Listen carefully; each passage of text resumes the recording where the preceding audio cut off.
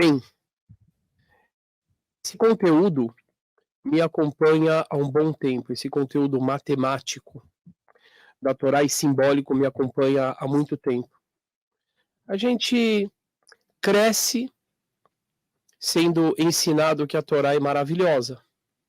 Nós, judeus, pelo menos aqueles que têm famílias mais tradicionais, crescem com essa educação. Que a Torá é maravilhosa, que a Torá é perfeita. Existe, por exemplo, uma fala que se chama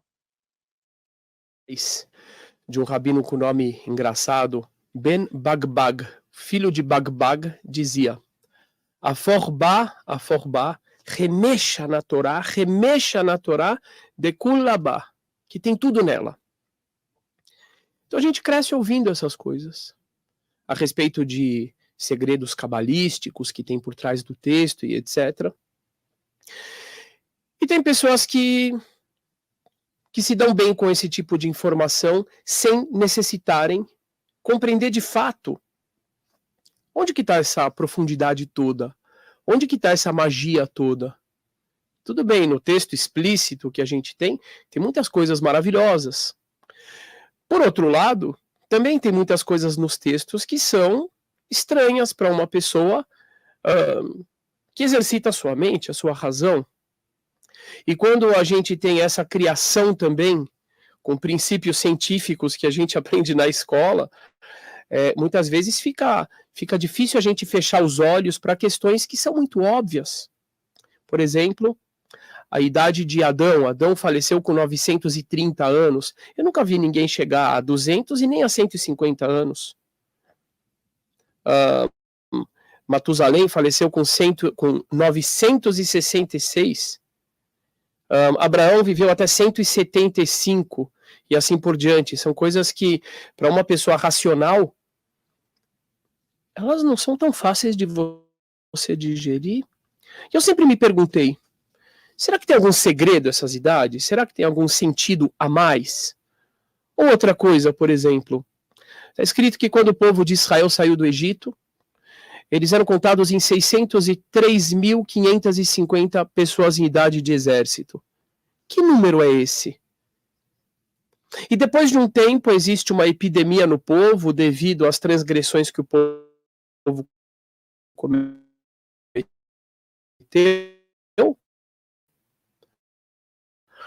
E aí o número vai... E aí você vai pegar, por exemplo, o livro de Números, que ele tem inúmeras contagens do povo de Israel. Quantas pessoas tinha em cada tribo, quantas pessoas tinha na família de cada tribo. E é um pouco estranho, porque, meu Deus do céu, se a Torá é um livro, e é um livro, voltado para a formação espiritual, voltada para educar as pessoas com a lei divina, por que tem tantos números, tantas contagens, tantas medidas? Quando você chega, por exemplo, nas passagens referentes à construção do tabernáculo, do templo, no deserto, a quantidade de números é absurda. Quanto de ouro foi utilizado, quanto de prata foi utilizado, quanto de cobre foi utilizado, qual era a medida das cortinas e etc e tal. E aí eu compreendo o seguinte, que a gente tem categorias diferentes de pessoas em sua relação com as escrituras. A maioria das pessoas não lê as escrituras. Não lê. Então ela cresce repetindo o dogma de que aquilo é maravilhoso, belo e acabou, e ponto final. Outra parte, que lê as escrituras, muitas vezes não entende o motivo de tantos números, alguns números ilógicos, aparentemente, né, como as idades de Adão e de seus descendentes, e finge que não tem incômodo. Finge. Porque é difícil alguém não se perguntar para que tantos números, para que tantas medidas, em um livro que está vindo ensinar ética. E uma pequena minoria, realmente muito pequena, decide procurar qual é o sentido de tudo isso. Se tem algum sentido e qual é o sentido de tudo isso. E eu faço parte dessa pequena minoria há muito tempo. Então, toda vez que chegava o período da leitura da passagem que fala, por exemplo, de Adão, Eva, dos seus descendentes e suas idades, eu ficava procurando o que tem nessas idades. Será que elas são simplesmente relatos a respeito de algo que aconteceu? Ou tem alguma metáfora? Ou tem alguma matemática? Ou tem algum segredo? A mesma coisa em relação à Arca de Noé. Por que a Torá tem que contar o tamanho da arca? Tinha 300 cúbitos de comprimento, 50 cúbitos de largura, para quem não sabe, um cúbito é meio metro, e 30 cúbitos de altura. Qual é a importância desses dados para o leitor? E com o passar do tempo eu comecei a perceber aqui e ali algumas pistas que me fizeram entender que havia algum assunto ali simbólico por trás desses temas. Há cerca de 1 ano e meio, 2 anos, eu falei, eu acho que eu já tenho material suficiente para escrever uma brochura de 30 páginas.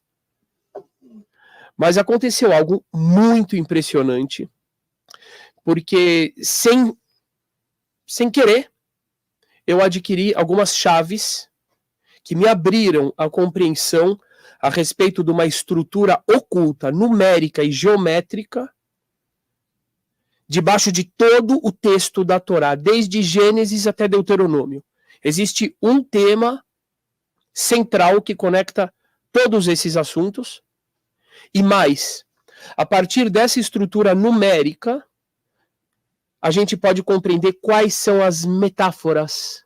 Qual é o sentido daquelas medidas? Qual é o sentido daquelas idades? E, de repente, aqueles elementos que pareciam sem sentido, não somente ganham um sentido muito grande, como através deles você consegue compreender qual é a metáfora na história, por exemplo, do dilúvio, que é maravilhosa.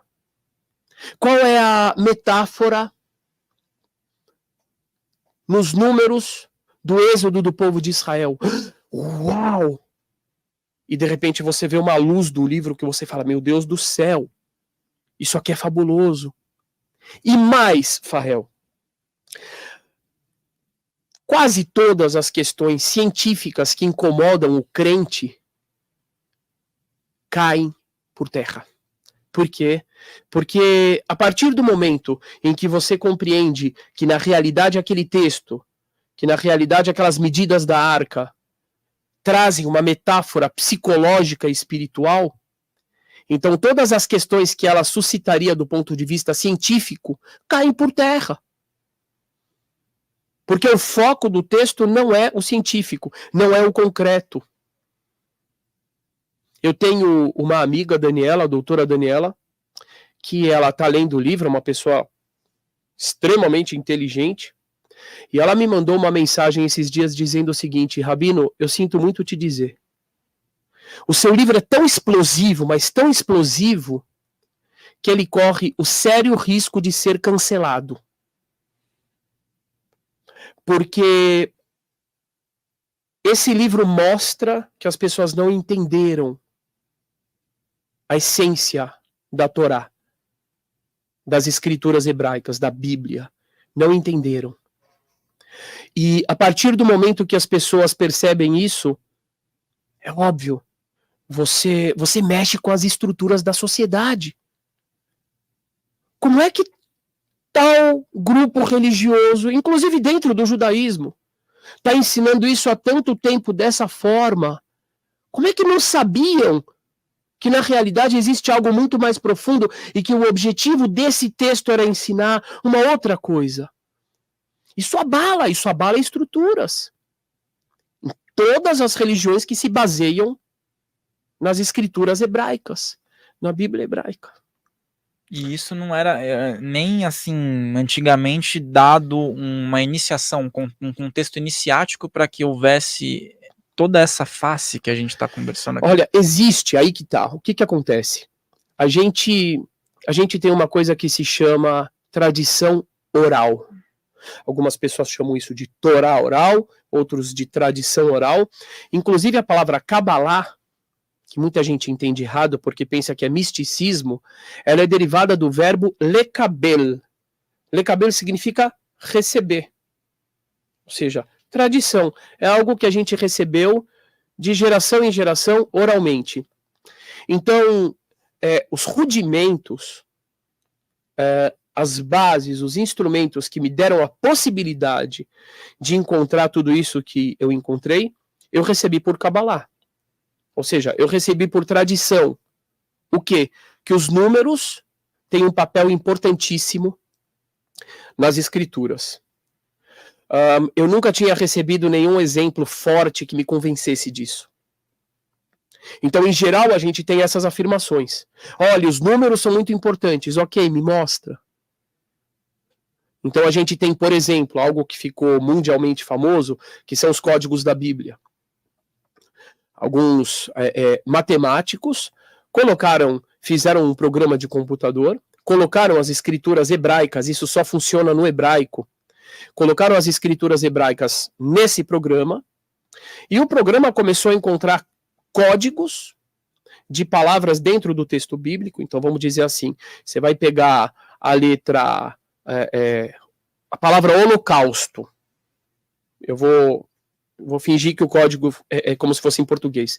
Então você vai ter um texto da Torá que fala sobre as desgraças que aconteceriam com o povo judeu caso não seguissem os princípios bíblicos. E aí naquele trecho você tem a letra H. Aí você conta, por exemplo, 5 letras, a letra O. Você conta mais 5 letras, a letra L, formando a palavra holocausto em um código de 5 em 5 letras, justamente em um texto que fala de algo muito parecido com o assunto. Lembre-se de deixar o seu like aqui nesse vídeo, de se inscrever nesse canal, e se você gostou desse corte, o episódio completo está aqui na descrição. E também se inscreve lá no nosso canal oficial, Filhos do Todo, para você acompanhar as outras entrevistas. Farrell Molina falando, um grande abraço.